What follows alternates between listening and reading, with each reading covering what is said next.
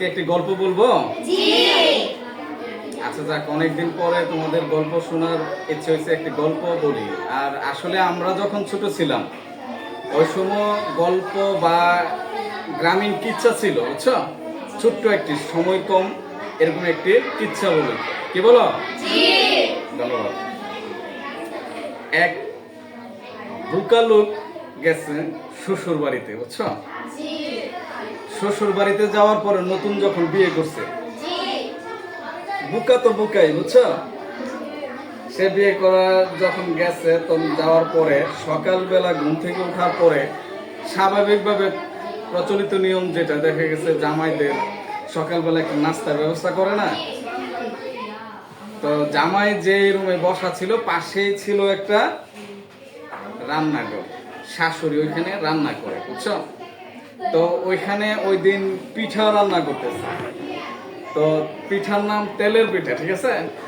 এখন তেলের মাঝে যখন পিঠা ছাড়ে দেখবা একটা আওয়াজ হয়, স্যাট করে একটা আওয়াজ হয় না? আওয়াজ হয়? তখন এইভাবে 13 বার আওয়াজ হয়েছে। কয়বার? 13 বার আওয়াজ হয়েছে। আওয়াজ হওয়ার পরে তখন এই বুকা জামাই 13 সংখ্যা পর্যন্ত খেয়াল রাখছে যে আওয়াজ হয়েছে 13 বার। তখন একটু পরে যখন সবগুলি পিঠা রেডি হয়েছে, আয়না খাবার দেওয়ার সময় এর কাছে দিছে 2টা। কয়টা পিঠা দিছে? 2টা। সে বলতেছে যে স্যাটসুট 13টা, খাওয়ার বেলা 2টা। স্যাটসুট 13টা, খাওয়ার বেলা 2টা। তখন এই কথা শোনার পরে শাশুড়ি মনে মনে ভাবতেছে, আরে জামাই কি ব্যাপার, জামাই কি সব, আমি যে 13টা পিঠা বানাইলাম জামাই জানলো কিভাবে? কথা বুঝছো? তখন শাশুড়ি মনে মনে ভাবতেছে, নিশ্চয় আমার জামাই, মেয়ের জামাই খুব কামেল, খুব কবিরাজ, বুঝছো? তো এই আমাদের গ্রামের মহিলারা তো আবার একটা অভ্যাস খুব ভালো আছে, একটা কিছু ঘটলে তা বেশি রটাবে, তাই না? তেমন ওই মহিলা দেখা গেছে পাড়া প্রতিবেশী সব জায়গায় বলতেছে যে আমার জামাই তো কবিরাজি জানে, সব ভালো জানে, বুঝছো?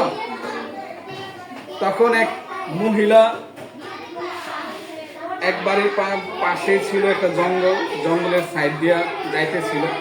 তখন দেখা গেছে যে একটা ছাগল ওইখানে, মানে দেখা গেছে আমাদের দেখা গেছে ছাগল যদি মানে রশির সাথে আলগা হয়ে যায় তখন দেখা গেছে জঙ্গলের মাঝে আটক হয়ে যায় না? এই জামাই এই জঙ্গলের সাইড দিয়ে যাইতেছিল, বুঝছো? তখন গিয়ে দেখে যে একটা ছাগল ওইখানে আটক হয়ে আছে। তখন ওই যে শাশুড়িতে, তার শাশুড়ির পাড়া প্রতিবেশীর এখানে গিয়ে যখন সব অন্যান্য মহিলাদের জানাইলো যে আমার জামাই কবিরাজে জানে, তখন আরেক মহিলার ছাগল হারানো গেছে। তখন ওই মহিলার হঠাৎ করে মনে হয়েছে যে আরে এমুক বাড়ির যে নতুন বিয়ে করছে জামাই নাকি কবিরাজে জানে, তাহলে ওনার কাছে আমি যাই যে আমার ছাগলটা আছে কোথায়। তখন ওই মহিলা আসছে, আইসা বলতেছে, জামাই আমার তো ছাগল হারানো গেছে, আমার ছাগল তো পাইতেছি না, আপনি কবিরাজি জানেন, আপনি বলে দেন। তখন জামাই বোকা হইলে কি হইব, জামাই তো দেখে আসছে না।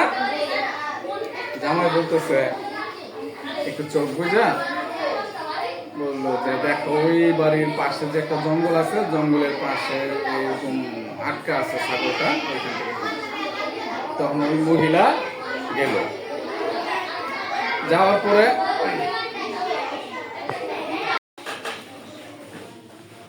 অবশেষে ছাগলটা কি পাওয়া গেল?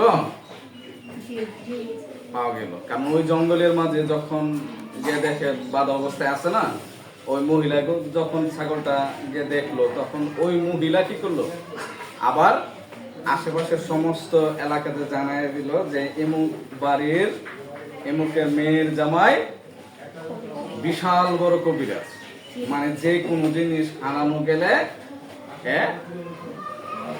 মানে এর কাছে গেলে পাওয়া যায়, বুঝছো? এইভাবে জানাইতে জানাইতে দেখা গেছে মোটামুটি ওই এলাকা, ওই এরিয়া, ওই দেশ পর্যন্ত খবর হয়ে গেছে স্বাভাবিক ভাবে।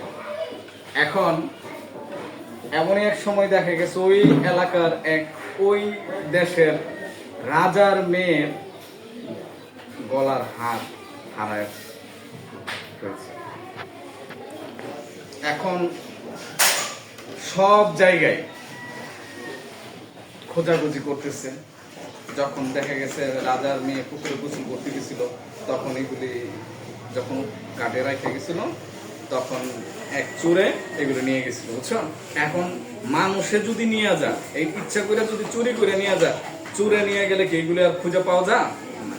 তো রাজা দেখা গেছে সমস্ত জায়গায় যখন খোঁজখবর নিতেছে, খোঁজখবর থেকে পাওয়া যায়, তখন আস্তে আস্তে খবর পাইলো কে, যে ওই যে বোকা জামাই তো মহাবড় কবিরাজ, তাই না? আস্তে আস্তে রাজা যখন খবর পাইলো যে এমন জায়গায় কবিরাজ আছে, তার কাছ থেকে মানে তথ্য পাওয়া যাবে, তো রাজার লোক পাঠাই দিল। লোক পাঠাই দেওয়ার পরে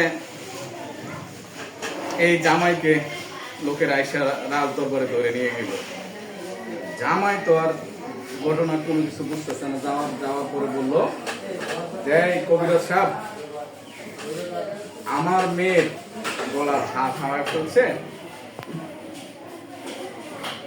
এখন তুমি দেখো কোথায় আছে, কি অবস্থা। এই বোকা জামাই তো বলতেছে, হ্যাঁ এখন আমি কি করি? রাজার মেয়ের জিনিস যদি আমি না খুঁজে দিতে পারি তাহলে তো মহা বিপদ না? তো এখন বলতেছে যা, মানে চোখ বুঝা বলতেছে যা জানে দয়ালে জানে। এই কথা বলার পরে যেই লোকটা চুরি করে নিছিল, সেই লোকটার নাম ছিল দয়াল। কি ছিল? দয়ালে বলতেছে, হ্যাঁ ডাইরেক্ট তো আমাদের নাম বলে ফলাইছে, এই জিনিসকে রাখা যাবে? পরে কবিরাজ বলতেছে আচ্ছা আমি সময় নিয়ে দেখতেছি। তখন যখন রাত হইলো, সন্ধ্যার পর রাত হওয়ার পরে যেই চুর নিয়ে গেছিল দয়াল, সেই দয়াল তো দেখা গেছে এই গলার হার সহ বোকা জামাইয়ের কাছে গিয়ে উপস্থিত। বলতেছে কি যে কবিরাজ সাহেব, আপনি যা জানেন আপনি জানেন, যা দেখছেন আপনি দেখছেন, আপনার হাতে ধরি পায়ে ধরি, আপনি রাজার কাছে আমার নাম বলবেন না। এ জামাই বলতেছে আরে কি ঘটনা? বলতেছে কি ঘটনা আপনি তো সবই জানেন, আমার নাম ওই বইলা ফলাইছে, আমার নাম বলছে না? তখন বলতেছে আচ্ছা ঠিক আছে, তুমি যে জিনিস নিয়ে গেছো তুমি দিয়ে যাও, তোমার নাম আমি বলবো। তখন এই গলার হাত নিয়ে রাজ দরবারে রাজার কাছে নিয়ে জমা দিছে। রাজা মশাই খুশি হয়ে তাকে অনেক পুরস্কৃত করলো, এবং রাজার রানী চিন্তা করলো যে এক কাজ করেন, আপনি তো অনেকগুলি লোক রাজ দরবারে রাখেন, একটা কবিরাজও রাখেন, তারে মাসে মাসে বেতন দেন, যে কোনো মুহূর্তে বিপদ আপত্তি কবিরাজে দেখেন, তাই না? তখন দেখা গেছে বছরের পর বছর বেতন দিতেছে, আর এই জামাই রাজ দরবারে খাইতেছে, আরামায় এসে সময় কাটাইতেছে, ঠিক আছে না? হয়তো হয়তো অনেক বছর পার হয়ে গেছে। তো হঠাৎ করে রাজার রানী মনে করলো যে অনেক বছর যাবত তো আমার এতে আর চুরি হইতেছে না, বসে বসে খাওয়ায় লাভ কি? একদিন বলতেছে যে রাজার কাছে বলতেছে যে এখন কবিরাজকে বলেন যে নতুন কোনো কিছু করতো দিত, নতুবা মানে বসে বসে লোক খাওয়ায় লাভ কি? মহিলা মানুষের কিন্তু আবার হিসাবটা আবার একটু বেশি থাকে না। এখন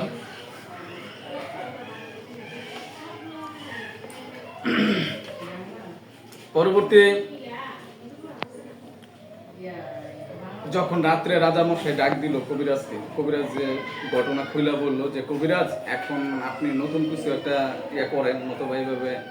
পরে সকালবেলা ঘুম থেকে ওইটা এই জামাই, যেটা বোকা জামাই কবিরাজ দেখা গেছে জমির দিক দিয়া হাঁটতে হাঁটতে চিন্তা করতেছে, বুঝছো? চিন্তা করতেছে যে এখন রাজা যে বলছে নতুন কিছু দেওয়ার জন্য, এখন তো নতুন কিছু দিতে হবে। একটু যাওয়ার পরে গিয়ে দেখে যে একটা ব্যাংক লাভ দিয়া এক জায়গা থেকে আরেক জায়গায় বসে গেছে। তখন সে মিলাইলো যে লম্প দিয়ে বসে থাকে। কি দিয়ে বসে থাকে? লম্প দিয়া বৈশা থাকে না। প্রথম কি করলো, এর আগে একটা ইঁদুর গর্ত করতেছে। ইঁদুর দেখো মাটি কুড়ে আর ঠেলে, এভাবে ঠেলে না, তখন সে ওইখান থেকে বানাইলো যে কুড়িয়া ঠেলে, কুড়িয়া ঠেলে। এরপরে একটু পরে ব্যাং লম্প দিয়ে বসে গেছে, তখন বলতেছে লম্প দিয়ে বসে থাকে। আর দেখবা আমাদের গ্রামের এলাকায় কৃষি জমিতে অনেক সময় ইঁদুর তাড়ানোর জন্য এরকম এই ইয়া বানাই দিয়ে রাখে। আগে বানাইতো, এখন দেখা যায় না। ওই যে যে কোনো খড়কুটা দিয়া বানায় একটা কাপড় টাপড় পরায় মাথার মাঝে একটা পাতিল দিয়ে রাখতো না, আগে দেখছো কিনা, এরকম দিয়ে রাখতো। তখন আরেকটু সামনে গিয়ে দেখে এই জমির মাঝে এরকম একটা দেওয়া আছে। তো একই বললো যে লাল শার্ট পরানো ছিল, বলতেছে লাল মিয়া জায়গা নাকি, বুঝছো, লাল মিয়া নাকি, কি বলছে, লাল মিয়া নাকি। তো আরেকটু পরে একটা লোক চলে যেতেছে, বলতেছে কলিমুদ্দিন জায়গা নাকি। কয়টা পয়েন্ট বানালো, 4টা। কুড়িয়া ঠেলে লম্প দিয়ে বসে থাকে, লাল মিয়া নাকি, কলিমুদ্দিন জায়গা নাকি। এটা গিয়ে রাজারে বলছে যে এখন থেকে আপনি প্রত্যেকদিন ঘুমানোর আগে বা ঘুমান